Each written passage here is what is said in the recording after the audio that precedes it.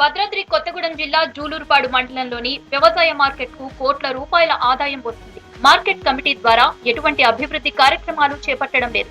తాత్కాలికంగా ఏర్పాటు చేసిన ఉప మార్కెట్ ను పందిళ్లుగా ఏర్పాటు చేసి పత్తి కొనుగోళ్లు చేపడుతున్నారు. ఇక్కడ నుంచి కొనుగోలు చేసిన పత్తి గుజరాత్, బైన్సా, నాగపూర్ కు ఎక్కువగా ఎగుమతి అవుతుంది. లీజు పద్ధతిలో రైతుల వద్ద నుంచి భూమిని తీసుకుని ఏర్పాటు చేసిన మార్కెట్ లో కరెంటు బిల్లుకు, తాత్కాలిక ఉద్యోగులకు, ఇతర ఖర్చులకు 3 లక్షలు ఖర్చు పెడుతున్నారు.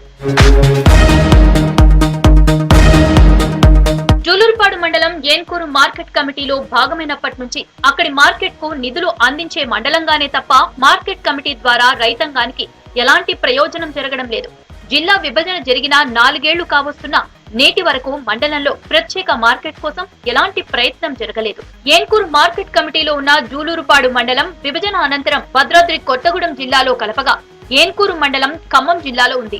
జూలూరుపాడు ఉప మార్కెట్ ద్వారా ఏన్కూరు వ్యవసాయ మార్కెట్ కమిటీకి వెళ్తున్న నిధులు జూలూరుపాడులోని ఉప మార్కెట్ అభివృద్ధి కోసం కేటాయించడం లేదు. ఏన్కూరు వ్యవసాయ మార్కెట్ వాళ్ళు వాళ్ళ పర్యవేక్షణ లోపం కూడా కనబడతా ఉంది. ఇక్కడ ఒక జెండా పాట పెట్టి మాత్రమే వాళ్ళు వెళ్తా ఉన్నారు. మిగతా ఏం జరుగుతుంది మార్కెట్లో అనే విషయాలను కూడా పరిశీలించడంలో వ్యవసాయ మార్కెట్ శాఖ ఏన్కూరు వాళ్ళు వెనకబడి ఉన్నారు. వాళ్ళ నిర్లక్ష్యాన్ని ప్రదర్శిస్తూ ఉన్నారు. కాబట్టి తక్షణమే ఏదైతే ప్రభుత్వం, రాష్ట్ర ప్రభుత్వం, కొత్తగా వచ్చిన రాష్ట్ర ప్రభుత్వం లేదా ఇక్కడ ఉన్న స్థానిక ఎమ్మెల్యే రామదాస్ నాయక్ గారు, మంత్రి తుమ్మల నాగేశ్వరరావు గారు వీళ్ళు ప్రత్యేకమైన చొరవ చూపి జూలూరుపాడుని ప్రత్యేకమైన వ్యవసాయ మార్కెట్గా ఏన్కూరు మార్కెట్ నుంచి విడదీసి కొత్తగూడెం జిల్లాలో జూలూరుపాడుని శాశ్వత మార్కెట్గా ఏర్పాటు చేయాలని మేము డిమాండ్ చేస్తా ఉన్నాం. గత 6 సంవత్సరాలలో జూలూరుపాడు సబ్ మార్కెట్ నుంచి సెస్ రూపంలో 5,60,00,000 రాబడి వచ్చింది. కోట్లలో ఆదాయం వస్తున్న జూలూరుపాడులో పూర్తి స్థాయి వ్యవసాయ మార్కెట్ ఏర్పాటు చేస్తే మండల అభివృద్ధితో పాటు నిధుల దుబారా ఖర్చు ఆదా అవుతుంది. జూలూరుపాడు మండలంలో ప్రత్యేక వ్యవసాయ మార్కెట్ ఏర్పాటు చేసేందుకు అవకాశాలు ఉన్నా ఈ ప్రాంతంలో ప్రజాప్రతినిధులు, రాజకీయ నాయకులు దృష్టి సారించటం లేదు. గత 35 సంవత్సరాలుగా పత్తిని అత్యధిక విస్తీర్ణంలో సాగు చేస్తున్న ఈ మండలానికి మార్కెట్ కమిటీ అందని ద్రాక్షగా మారింది. తక్షణమే ఇప్పుడున్నటువంటి నూతన ప్రభుత్వం ఆలోచన చేసి జూలూరుపాడు మండలంలో శాశ్వత మార్కెట్ ఏర్పాటు చేయాలని చెప్పి పరోక్షంగా జూలూరుపాడు మండల పత్తి మార్కెట్లో ఇవాళ హమాలీలు 1000 మంది జీవనాన్ని కొనసాగిస్తూ ఉన్నారు. కానీ వాళ్ళ జీవితాలు చిన్నాభిన్నంగా ఉన్నాయి.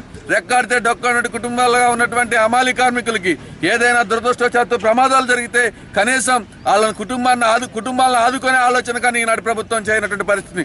అదేందని అడిగితే ఇక్కడ మార్కెటే లేదని చెప్తా ఉన్నారు.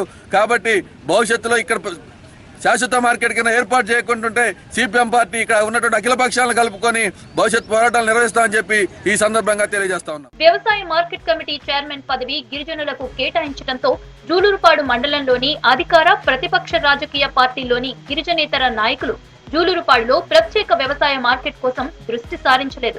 వ్యవసాయ మార్కెట్ కు ఎప్పుడు ఏన్కూరు మండలానికి చెందిన వారు చైర్మన్ గా ఉండటం, జూలూరుపాడుకు వైస్ చైర్మన్ పదవి దక్కనుండటంతో జూలూరుపాడు మండలానికి మార్కెట్ ఏర్పాటులో వివక్షకు గురవుతోంది.